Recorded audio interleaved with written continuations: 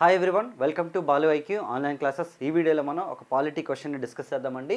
9వ షెడ్యూల్లోని అంశాలు కూడా న్యాయ సమీక్ష కిందకి వస్తాయి అని తెలిపినటువంటి సుప్రీంకోర్టు కేసు ఏదంట. అంటే 9th షెడ్యూల్లో అంశాలను కూడా మేము జ్యుడిషియల్ రివ్యూకి తీసుకొస్తామని చెప్పేసి సుప్రీంకోర్టు ఏ కేసులో తీర్పునిచ్చింది. IR Coelho case, Kesavananda Bharati case, common cause versus union of India case, SR Bommai versus union of India.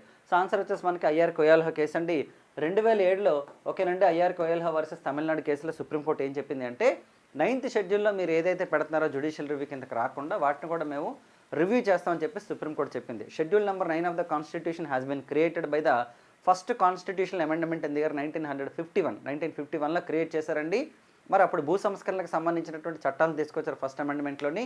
So వాటి గురించి కోర్టుకి వెళ్లకుండా షెడ్యూల్ నెంబర్ 9ని క్రియేట్ చేశారండి. ఆ షెడ్యూల్ నెంబర్ 9లో పెడితే కోర్టు పరిధిలోకి రావు అంశాలు. సో తర్వాత కాలంలో గవర్నమెంట్ ఏం చేస్తుందంటే ఎటువంటి చట్టాలను తీసుకొచ్చినా ఒకవేళ కోర్టుకు కనుక వెళ్తే దాన్ని తీసుకొచ్చి షెడ్యూల్ నెంబర్ 9లో పెట్టడం ద్వారా సుప్రీంకోర్టు యొక్క ఇన్వాల్వ్మెంట్ని తగ్గించే అవకాశం ఉందన్నమాట.